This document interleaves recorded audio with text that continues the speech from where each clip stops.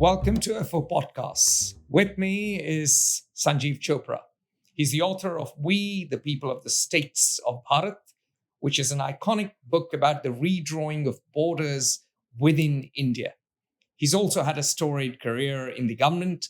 He was a member of the heaven-born Indian Administrative Service, the service that rules everything from education to finance. And he was the head of the academy that churns out these mandarins who rule the modern version of imperial China, which is India. So without further ado, welcome to my old instructor, Sanjeev Chopra. Thank you, Atul. One, I'm not old. I'm, of course, your instructor. And I don't quite agree with your description of the IAS or about what we do. You're not a churning machine, really. But anyways, let's get along with the conversation. Let's talk about your book. At least we can agree somewhat on that. Yes. So the borders of India have been redrawn more than any other countries, the internal borders, since 1947. So what's the story there?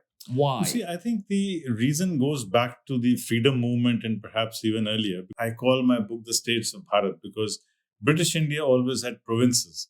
And these were administrative constructs. When the British came over and they took over various parts of the country, they started with the presidency of Calcutta, Madras, and Bombay, and then they kept expanding. Yeah. So they took the coasts and then they expanded. So it inland. was the entire logic was to capture territories, and they did not really look into whether it was administratively convenient for the people, because all they wanted to do was to collect revenue. The collectors, that's why they were called collectors. Your predecessors. And they're still called collectors. They are called district magistrates now, and in many places we call them deputy commissioners, but let's not quibble over this. Okay. The point is, you see that during the freedom movement itself, this realization had come that once India is free, India has to be reorganized on linguistic lines, because India has been a linguistically diverse country from times immemorial.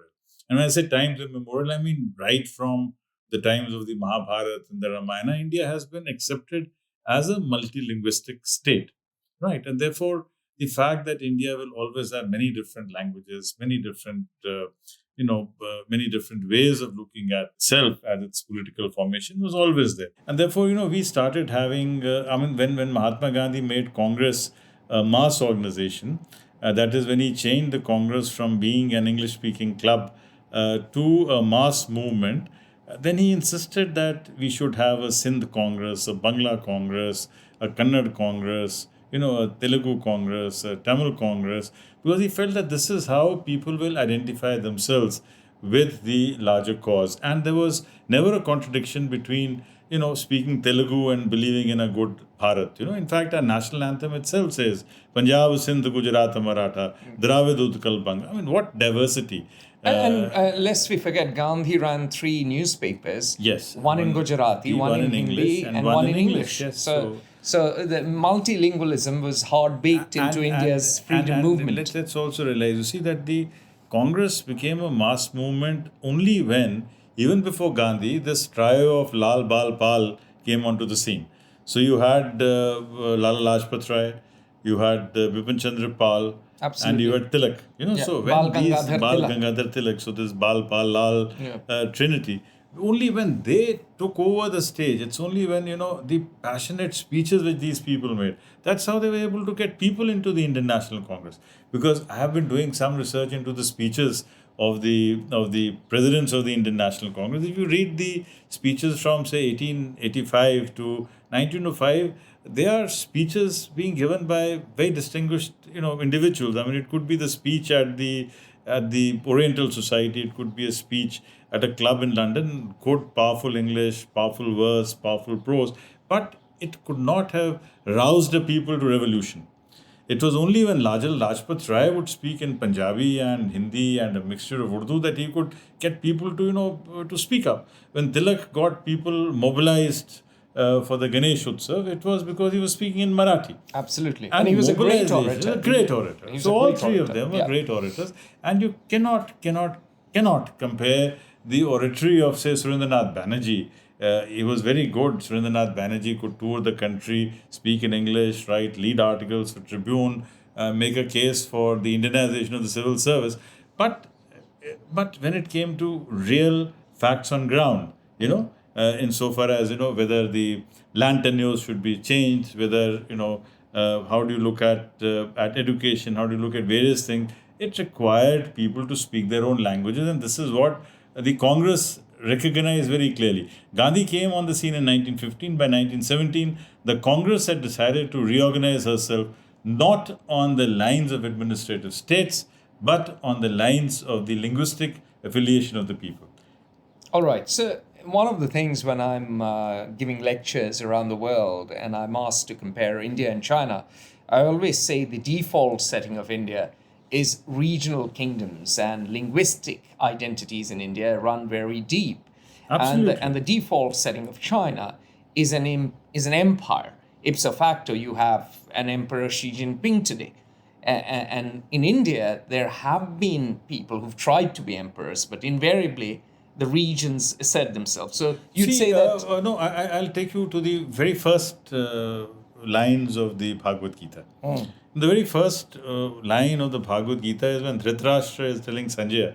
He's saying, tell me, O Sanjaya, which are the armies on the Kaurava side and which are the armies on the Pandava side. Yeah. And then he describes, Kurukshetre, Samveta Yuyutsava, Mamakaha Pandavashev, Kim Kurvat Sanjaya.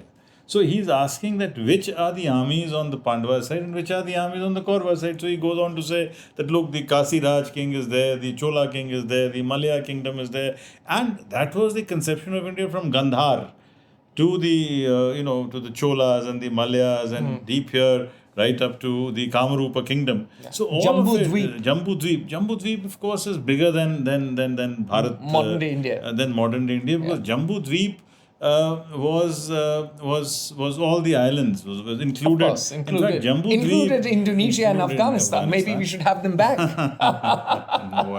I don't know about that. But Diego Garcia certainly was part of Lakshadweep. Also, certainly was part of the Jambudweep conception. So we could have that back too. Well, but on a more serious note, you see, my work has been basically to look at what India was in 1947, because India was actually the territories which were being ruled by the British. Exactly. How many princely states? The 562 states were with India, and 9 had opted to go to Pakistan. Mm-hmm. These 562 include Jammu, Kashmir, Hyderabad and Junagadh, which were a bit, which were not really making up their mind so clearly. Okay. But 9 had gone to Pakistan. And there were the Portuguese territories and there were the French territories. Let's not forget that. So you had actually in 1947, you had Portuguese territories, you had French territories, you had British Indian provinces, and you had 562 how many provinces? States. We had at that time 11 provinces, of which 3 went to Pakistan very clearly. And as far as, because Sindh went to Pakistan, Northwest Frontier Province went to Pakistan, and Punjab and Bengal, they became 2 states each. So you had East Punjab and West Punjab, and you had East Bengal and West Bengal, in which East Bengal went to Pakistan, and that became East Pakistan, and now Bangladesh. And East Punjab came to India, and West Punjab was with Pakistan. Excellent.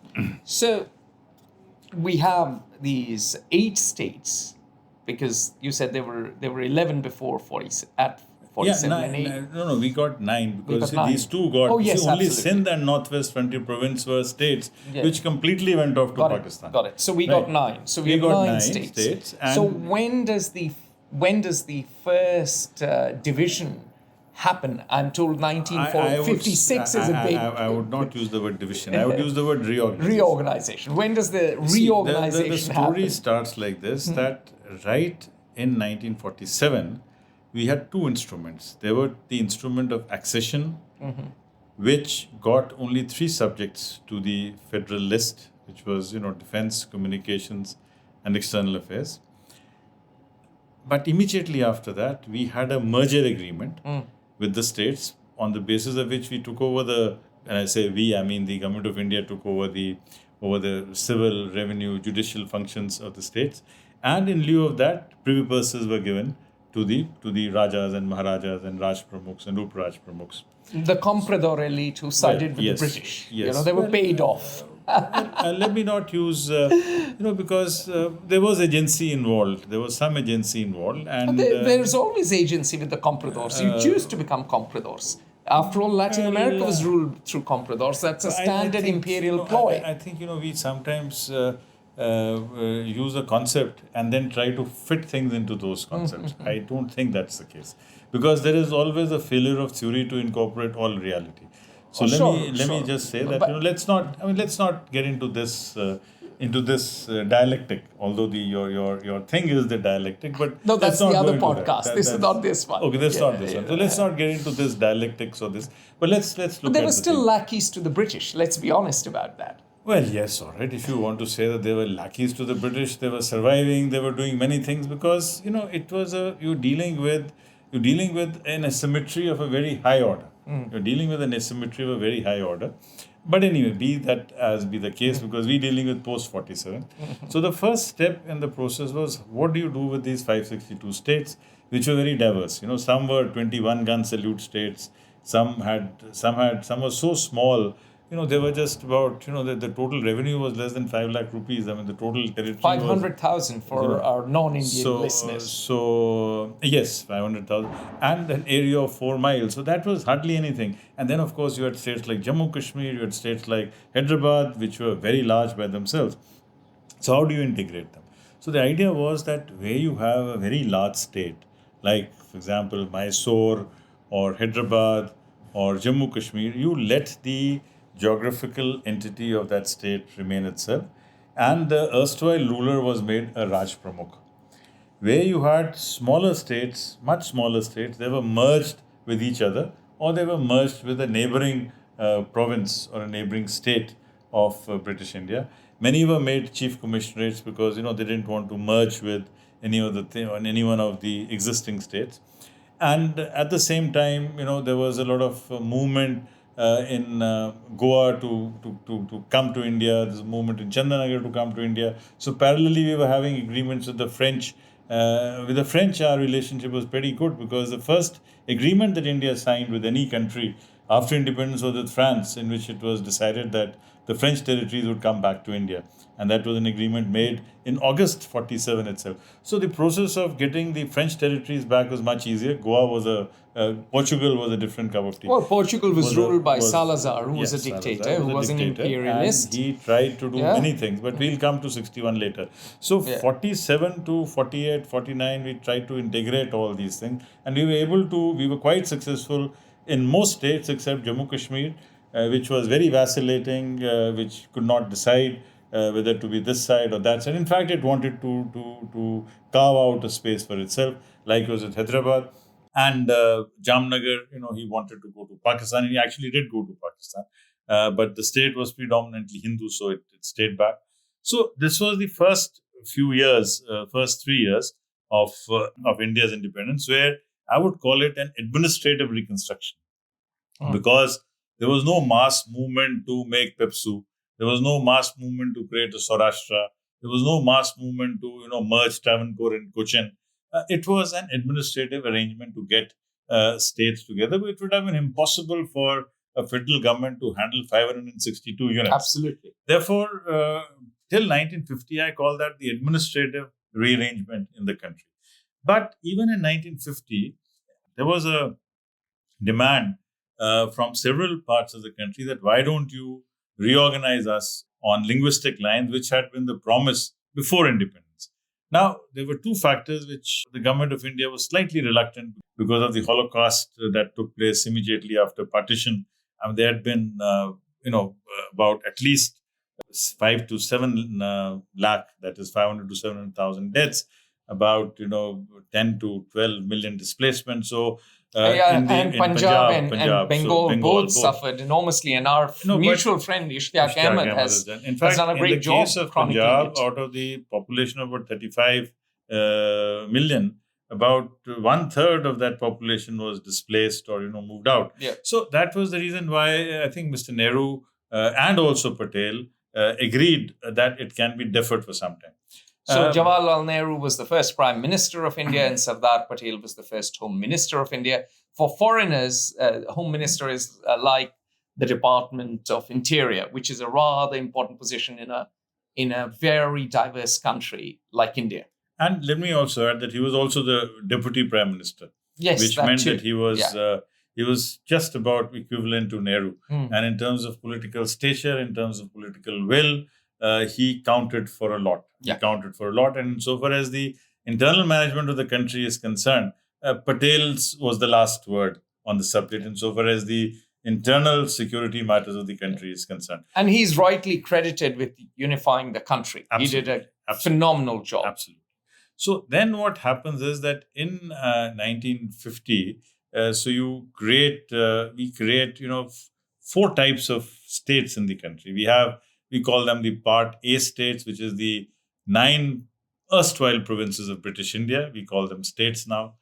And we create states under the Raj Pramukhs, which were the ones which were the big princely states or associations of states. And then we created Part C states, which were smaller territories, smaller kingdoms or smaller territories, which got their chief commissioners, and they also got some elected government, some chief ministers, some assembly, but not the same powers which a state would have. And we had Andaman and Nicobar as a Part D state, that is directly ruled by the government of India. Andaman and Nicobar, as you are aware, was a penal settlement, and therefore it had to be run directly by the government of India. So this is what the formation of the states was in 1950.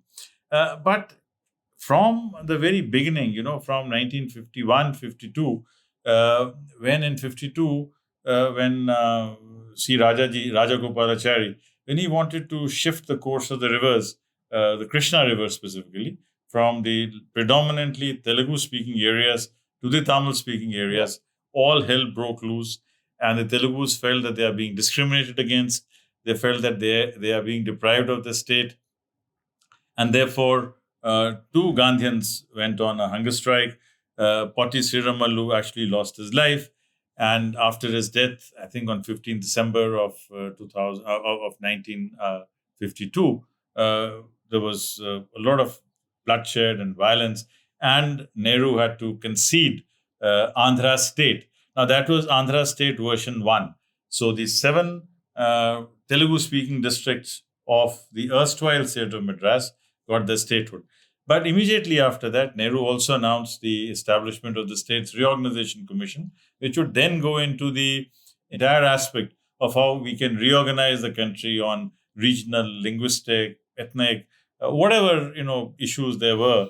So this commission was appointed, and this commission toured the country for about a year and a half. It received 1.5 lakh memoranda, which means 150,000 memoranda. In some states, they wanted, a division or a reorganization. In some places, they did not want. So they toured the country, and then they came out with a report, which is called the SRC report, which then reorganized the country again on linguistic lines. But the SRC reorganized the South.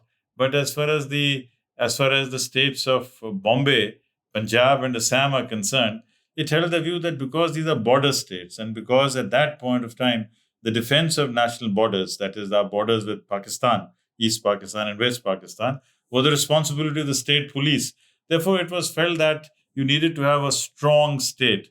You needed to have a big state which could have a police force which can be the first line of defense on the international border. Therefore, the demand for a Marathi-speaking state, or the demand for a Gujarati-speaking state, which would have come out of Bombay, the separate Punjabi Suba, which would have come from Punjab, or the demands of Manipur and Tripura and Meghalaya and the others in the northeast. And Nagaland, of course. And Nagaland, of course. That was not accepted. Exactly. All right. So it wasn't accepted. So what happens going forward? How do these states come into being? What happens after that is, you see that by 1960, the demand for a Marathi-speaking state reaches a crescendo. Now, here the interesting point, Atul, is that you see at that point of time, the three important political formations in the country, the Congress, the Communist Party, and the Bharatiya Janata Sangh, which is the precursor party to the Bharatiya Janata Party The today. modern day Yes. ruling party. Yes, none of these three parties wanted a reorganization of Bombay state And why was that? because they were comfortable, or they were not very keen, because all these three national parties still that time felt that as long as we can manage these things, they always felt that at that point of time the thought was that a large state is easier to manage. Remember, we were part of the Soviet type of planning. You had this 5-year plan. Yeah, I mean, I was And I was at Niti Aayog, and Yes, I called you it an organization. It was a planning commission. I Yes, called it it was- vegetarian Stalinism.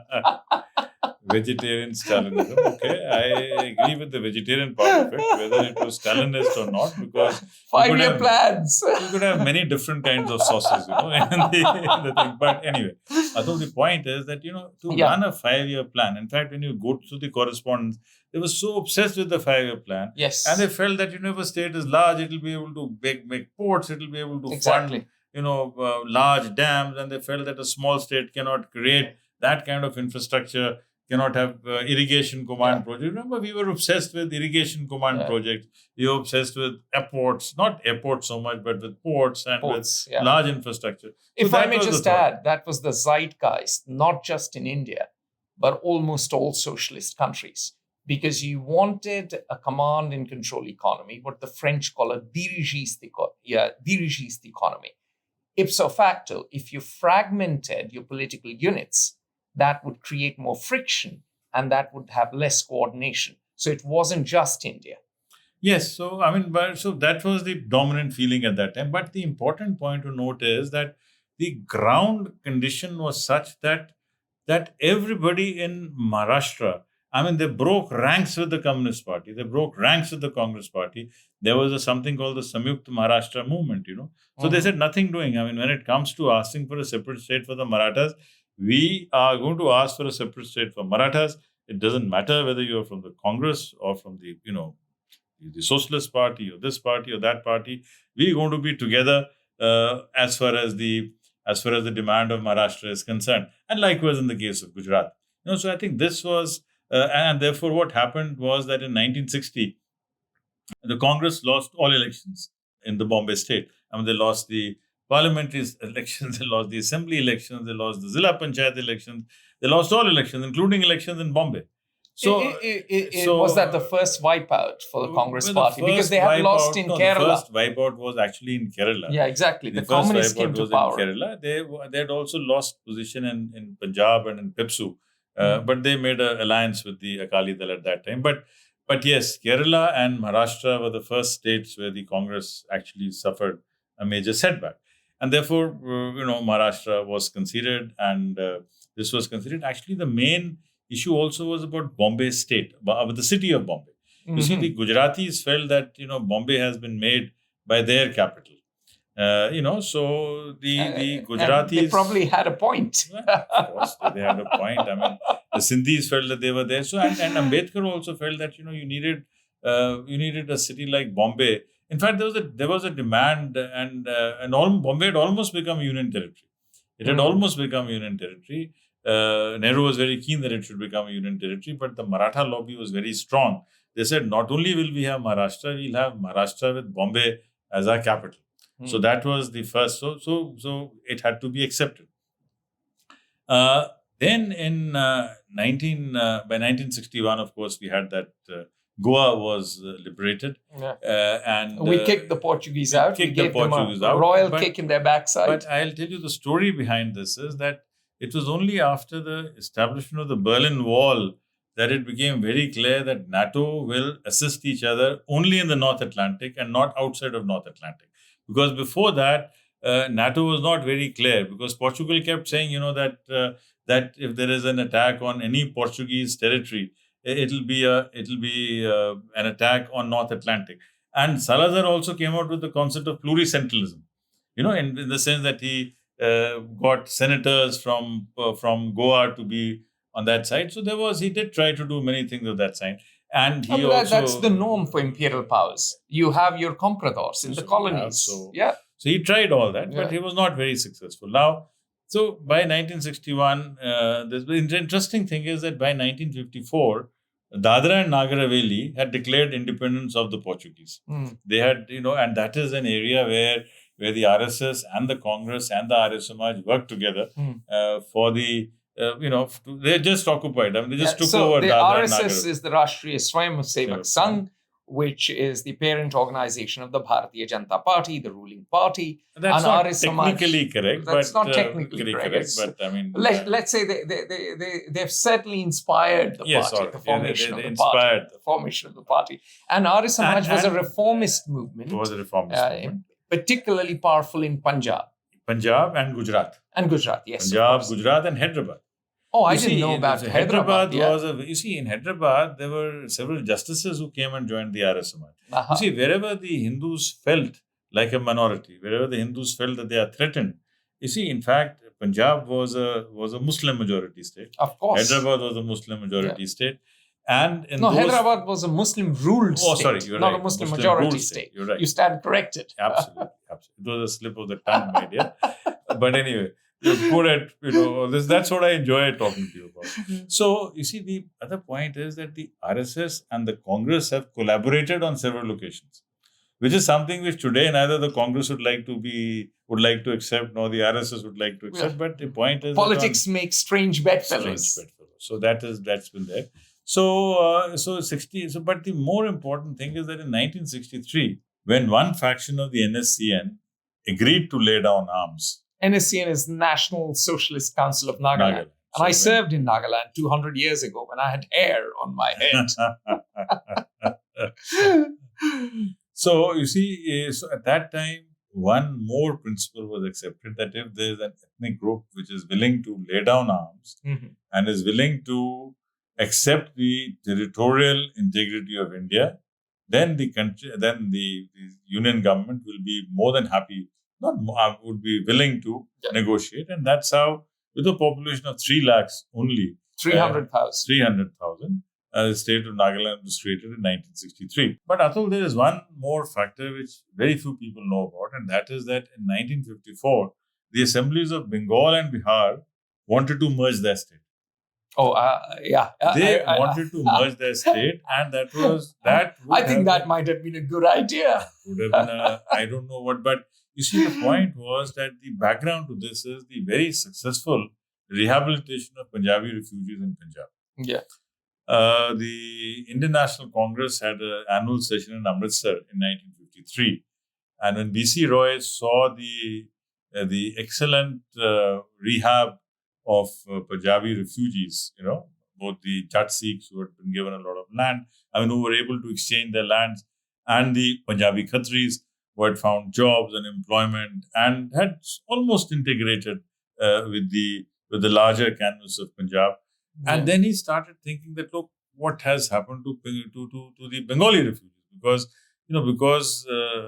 land, the density of population land in Bengal was much more, and they didn't have any empty spaces, as we had in this place. So some Bengalis were sent to Andaman and Nicobar Islands, some had been sent to Dandakaranya, some had been sent to Pilibhit, some had been sent. So they had been scattered all over. And he felt that if he could rehabilitate all the Bengali refugees into the then very sparsely populated areas of Bihar, that area of Bihar, which is now Jharkhand, he felt that would be a win-win situation for both the Bengali refugees as well as for Bihar, as well as for Bengal. And both B.C. Roy and Sri Krishna Sinha were quite willing to do this thing, and both the assemblies passed the resolution. The English press was gaga, ecstatic about it. Nehru welcomed the idea, but the UP Congress put a spanner in the works because they felt that if there's a state larger than UP, then it will have a much greater political control over the country. So I think that's what happened, and soon both of them developed cold feet. In any case, the CPM was totally opposed to this move because the CPM is the Communist Party of India, Marxist. At that time, it was CPI. Oh, yeah, that's true. That's that true. was CPI, That's United CPI, Yeah. because they United Communist Party of India. United Communist Party, because they felt that they had a very strong hold over the East Bengal displaced person, and they also felt that if they were, a cynical view is that they felt that if the rehabilitation is done, if the rehabilitation is done, then Congress will get all the credit, and they will lose their base and their cadre and the strength which was there.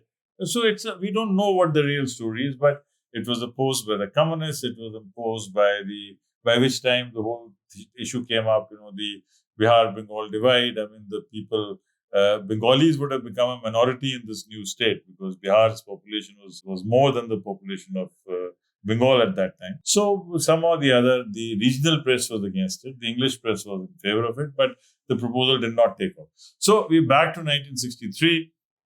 Nagaland gets created. Now, the next major thing that happens is the creation of the Border Security Force on 1st December 1965. Now, Rustamji, wasn't he the big boss? Yeah, Rustamji was the DGP of Madhya Pradesh. Yeah. And he took over. In fact, first thought was that the army had been asked to organize a border guard. But General Chaudhary was not very keen on this, and therefore the police was then asked to create the BSF. So that's how BSF was created by Rustomji and then by Ashwini Kumar, two legendary police officers. So that's how. But when BSF was created, just for our listeners, in India we have a strange service, just like the IAS, called the Indian Police Service, which is more like the Internal Security Service. So it staffs the higher echelons of intelligence as well as paramilitary organizations known as central police organizations. And back in the day, it was the imperial police, and a lot of the officers there had militaristic training and a semi-military, or at times quite a storied military background. So these officers that we are talking about were extraordinarily well qualified, experienced, and actually very competent, which is why they were able to create such big organizations. Absolutely. In fact, while the CRPF was already there, the CRPF was established in 1935. But BSF was one of the first paramilitary forces of India, and it's today one of the largest paramilitary forces anywhere in the world, with an air wing and a water wing and a camel wing and a horse wing and a dog squad.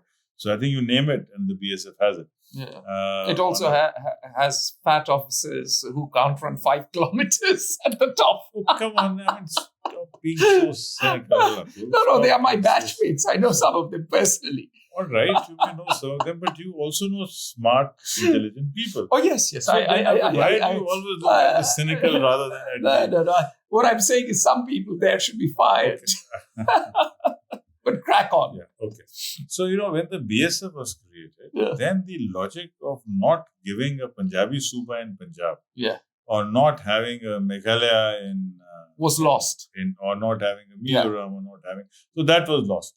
So, actually, the creation of Nagaland... Hold fire. Creation... One second. The creation of Nagaland and the establishment of BSF meant that the reorganization of Assam and Punjab was fait accompli. Okay, fait accompli. Okay, so hold fire. Let's go back. Was the BSF, the Border Security Force, that instrumental in the formation of states? Did it have such a big impact on India? You see, it is like this, that the theoretical argument for not giving a Punjabi Suba no longer existed. Now, it is not such a simple equation that, BSF was created and Punjab was made. No. Understood. It's not linear. It is not linear, but the whole logic that we cannot give you a state because, you have to defend the...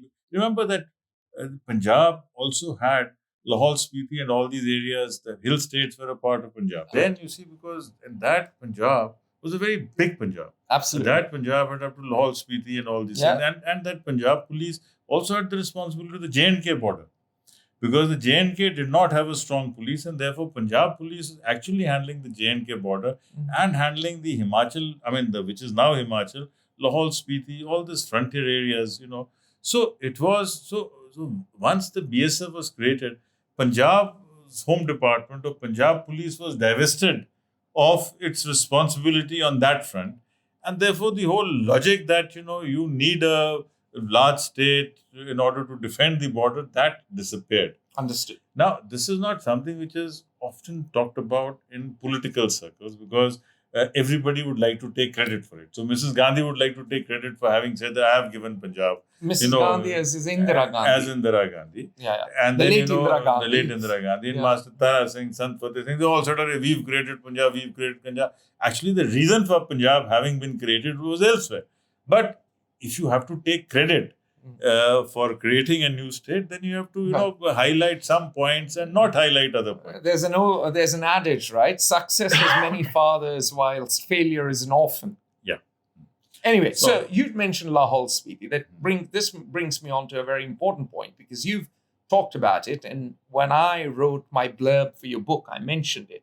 Ladakh, Lahore Spiti, and all the way to the Buddhist areas of Uttarakhand wanted a border state, which never happened. And in retrospect, that would have been brilliant because that would have been a buffer for us against China, which took Tibet, by the way, in 1950. You see, but that was, I think, a big blunder because, 1950 or 51. In hindsight is the best side. But at that point of time, we were looking at Ladakh through the prism of Jammu and Kashmir.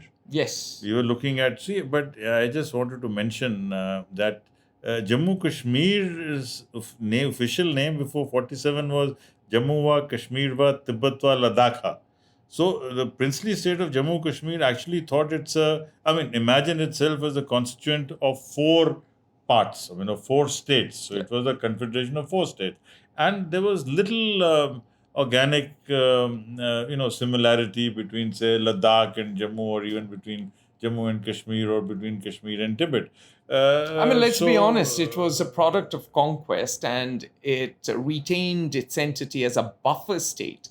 It was very useful for the British. In fact, those of you who are listening to this should do 2 things. See our timeline on Kashmir on Fair Observer, and you can read my article from 2019 when Article 370 was removed on Kashmir. But crack on. Yes. At that point of time, we were looking at Ladakh from the prism of Jammu and Kashmir. And because India had made the case that we want the whole of J&K. Yes. And interestingly, look at the ironies of history. India was being defended by Sheikh Mohammed Abdullah, and Pakistan was being defended by Sir Zafarullah Khan, who was an Ahmadiyya. Yes. So now the 2 main people who are defending both their countries are persona non grata in both the countries. Exactly. Right? The Ahmadiyyas were declared, just a second for our listeners, the Ahmadiyyas were declared non-Muslims. And it was none other than the Scotch swilling Zulfikar Ali Bhutto who did it because he needed a scapegoat after the 1971 war. Yes. So, so it's a very... history has some very interesting moments and and I also want to tell you another thing. That is that Jinnah hated Abdullah and he hated the Nizam of Hyderabad because Jinnah's thing was to be the sole spokesman for Muslims, right? Yeah. He was the top dog. Yeah. But if you compare the personality of Jinnah and compare the personality of Sheikh Mohammed Abdullah, there was just no comparison. Yeah. Abdullah was a great public speaker. Abdullah was being good looking, handsome. Ladies' man. Even Jinnah was a ladies' man to that extent. But on a more serious note, Atul, see, the Congress and especially Nehru had been projecting Sheikh Mohammed Abdullah not just as a leader of Kashmir, but as a leader of the All India States People's Congress. Oh yes, of course. So he was not being projected as a leader. He was being projected as the leader of all those who were fighting for democratic reform against the rulers, against those rulers who had been foisted by the British or whatever. So this happened in the Tripur session of the Congress when it was under the leadership of Bose. When Bose said that Subhash Chandra Bose, he said that the fight, because before that the Congress was a bit ambivalent on what is the position that we take vis-a-vis the States People's Congress.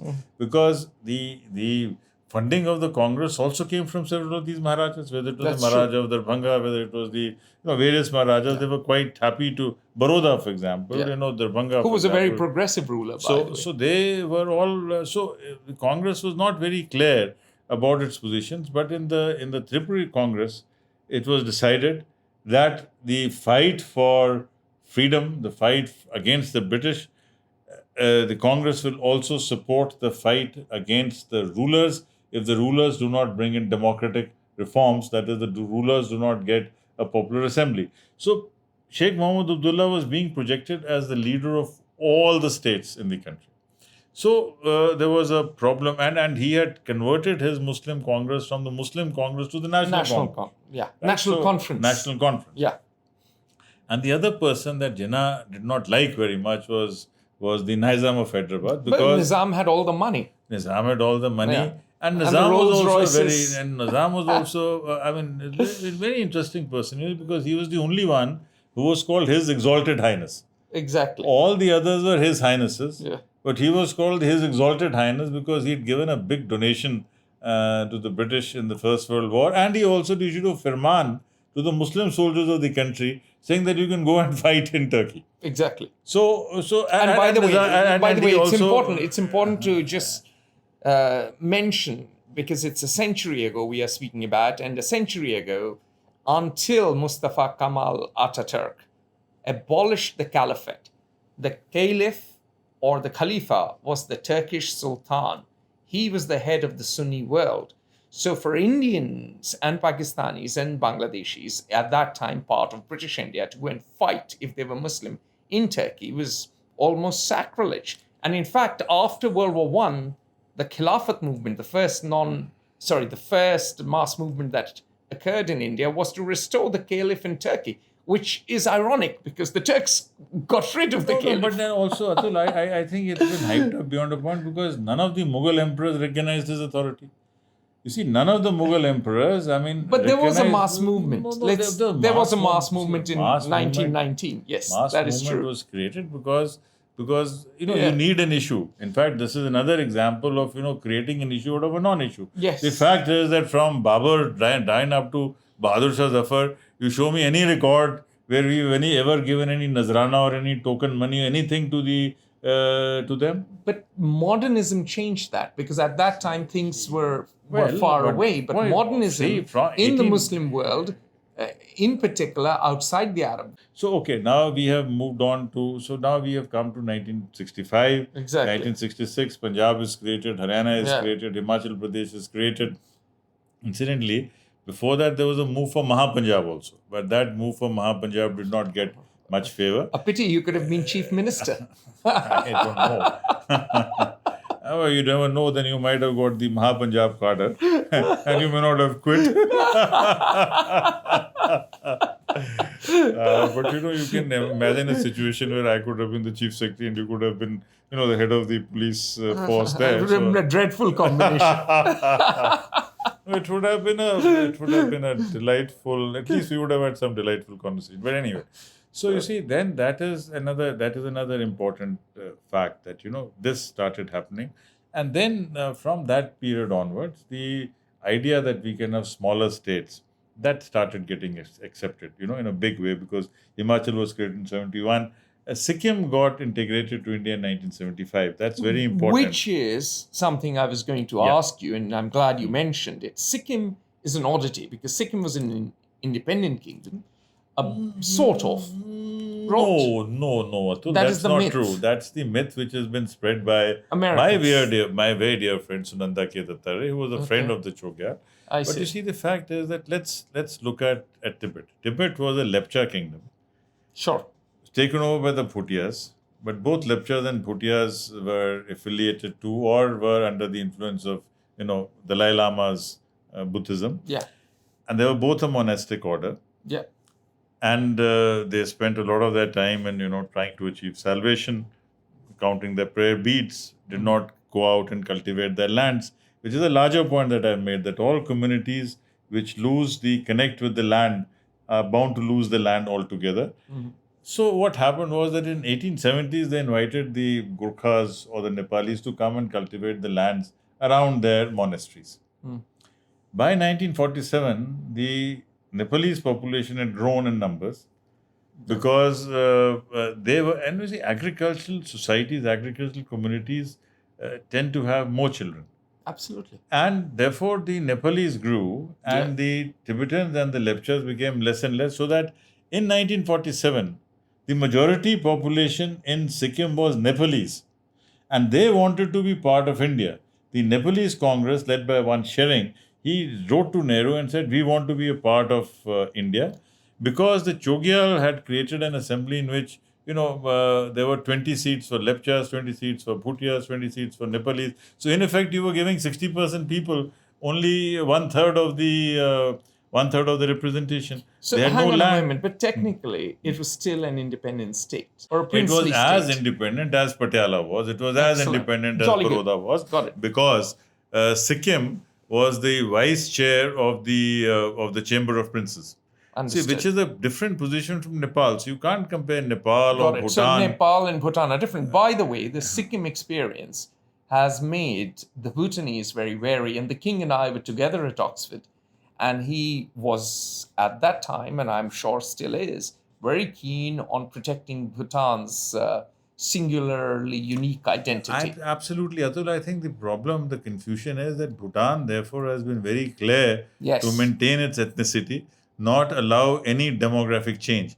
In fact, if you remember that in the late 90s, all the Nepalese were virtually thrown out of Bhutan. Yeah, I remember that. You remember that, of right? Course, I was... Therefore, so Bhutan realized very clearly and very early that if you let demographics be shifted, you see, because it's very easy. Demography is destiny. That's what you're saying. So it is very easy for anybody to say that, why are things happening like. But when demographics changes, the politics will change.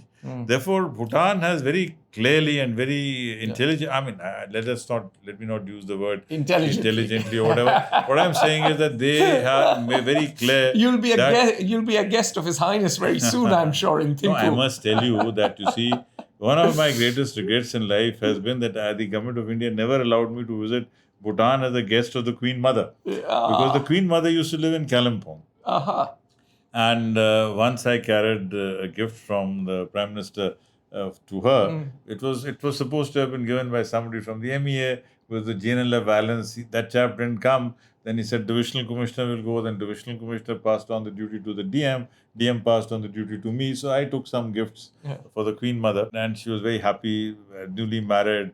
So Rashmi and I went and met the Queen Mother. She gave us some excellent, tea and other dry fruits and things. And she wrote a handwritten letter for me inviting me and Rashmi to come to Bhutan. But the government of India felt that we are too young and too junior to accept the hospitality. As aging folks, we should go as a guest of the king. we should knock on his door. But the point is that having trained almost all the civil servants of Bhutan, I have a very good rapport with all the Bhutan officers. And I think they're lovely chaps. I mean, I had a great time. I had a great time with them too. The issue that you are raising is very unfounded because the situation is very different. Sikkim became a part of India not because of any grand design of Indians or because we were trying to compete with China. No, I'm not raising an unfounded issue. I'm just pointing out the discourse. It's not my job to raise unfounded issues, but it is certainly my job to point out what is a popular narrative. It is a popular narrative. But so Sikkim becomes a part of India. Yeah, Sikkim becomes a part of India because of, and then we have to change Article 2. We have to first make it an associate state, and then a state that is 75, then 78. Mizoram gets a statehood, and other things happen. And then from UTs, they all become states, and we have these accords. So by which time it is becoming very clear that India can do with many states. And that making new states was not really an issue. And by 2000, when we created Jharkhand, Uttarakhand, and Chhattisgarh, both the Congress and the BJP were competing with each other to say that I have created this. So in Uttarakhand, for example, the Congress said, we've created Uttarakhand. BJP said we've created Uttarakhand. Uttarakhand Kranti Dal said we have created Uttarakhand. So success had many fathers. Many fathers, right? Excellent. So that same with the Jharkhand. So that resistance to having a small state that had dissipated by 2000. Understood. And 2014 you had Telangana, which is unique in a way because they have the same language as Andhra. So that whole argument, the whole argument that other than Hindi, all other bhashas of Bharat should have only one state, that argument got knocked off. And therefore now it is possible for a Vidarbha to come up, it's possible for a state to come up in North Bengal, it's possible for a new state in Tamil Nadu, for a new state anywhere. In fact, there's already a demand for an Uttar Andhra Pradesh in Andhra, the Rayalaseema area and things. So all these things will keep happening, which is fine. And do you think the big giant Uttar Pradesh will be broken up? See, the broken up is a wrong word.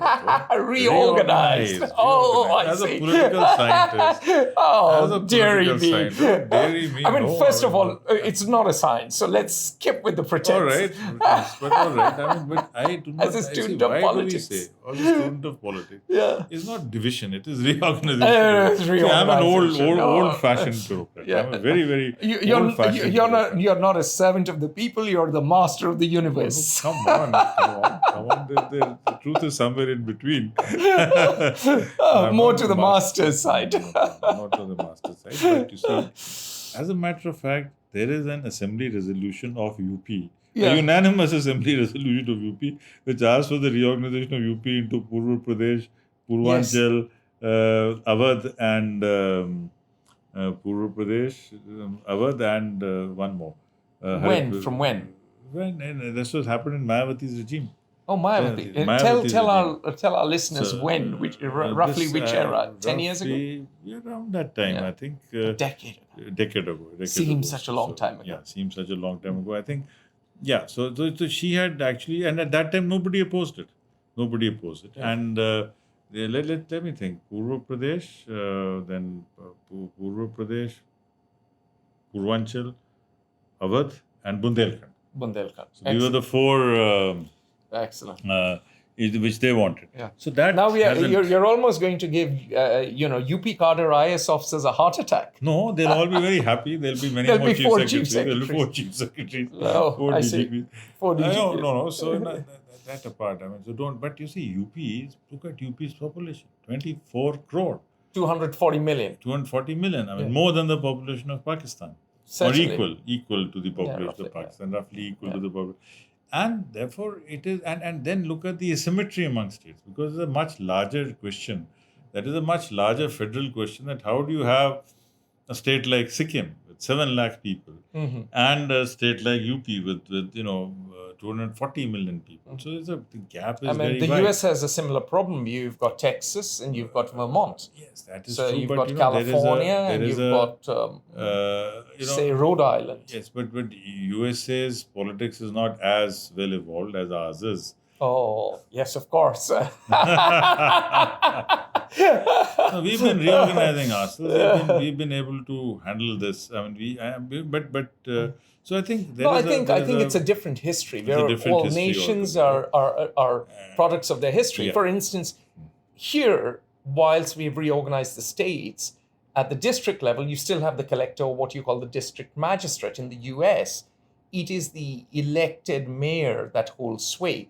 And that is because they were self-governing colonies of settlers. So it's a very different foundational DNA that they are building off of. See, that brings me to the point, Atul, that, the resistance to having mayors and having the police commission, the municipal commissioner under the mayors, that resistance does not come from the civil service. That resistance comes from the CM. Chief Minister, yeah. There are only 3 positions in India. Prime Minister, PM, Chief Minister, CM, and District Magistrate, DM. Yes. That's it. And everyone else is meant to clean shoes and polish tabletops. Oh, come on, Atul, come on. You don't have to... no, but you see, the point is that under the 73rd and the 74th Amendment, these institutions are supposed to be powerful, but the resistance to them is more from there, because they're frankly, institutions. They have no funding power. From the point of view of the IAS or the IPS, we have to work with the political executive, right? Yeah, we And are their whether that servants. political, let's say yes, all right. If you insist on, no, you have this habit of putting words Words to create controversies and things. in your mouth. I'm not going to get into that. Well, I think there is a role for the politician. There's a role for the bureaucrat. There's a role for civil society. There's a role for everybody. And as we are becoming more modern, as we are becoming more complex, as we are moving from a largely informal society to a more complex state, all these things will happen, and there will be evolution. So in any case, that is a much larger that is the in fact the main issue that is afflicting us today. That is that you see the MLAs and the MPs are MLAs are members of legislative assemblies, and M- MMPs, of course, are members of parliament, and they're supposed to write the law, and they don't really but do they that. don't really do that, and Yeah. what they are interested is in nurturing their constituency. Exactly. Now, nurturing the constituency means that you are able to resolve the administrative issues of you set up a new college, a new hospital, a new this or a new that, which is not what they were meant to do. Exactly. This is exactly the job which the Zilla Panchayats, which the municipal absolutely. bodies should do, and that resistance is coming. I think that is where we need a dialogue amongst the political parties in the country. That look, if we have to be truly federal. If we have to be Yes. truly federal, then we got to decentralize. And that decentralization has to be essentially political. Because however much we might say, administrative decentralization will come to naught unless there is a politics to back it. And that is the real challenge for the country. Brilliant. On that note, wise as ever, ladies and gentlemen, you've heard Sanjeev Chopra. If you've enjoyed listening to FO podcasts, make sure you listen to it on Apple, Spotify, on our website, wherever. Sign up for our newsletter, and we shall see you on with another interesting guest. And of course, we'll have the great Sanjeev Chopra back. Thank you very much. Thank you, Atul. It's always a pleasure to talk to you. Thank you.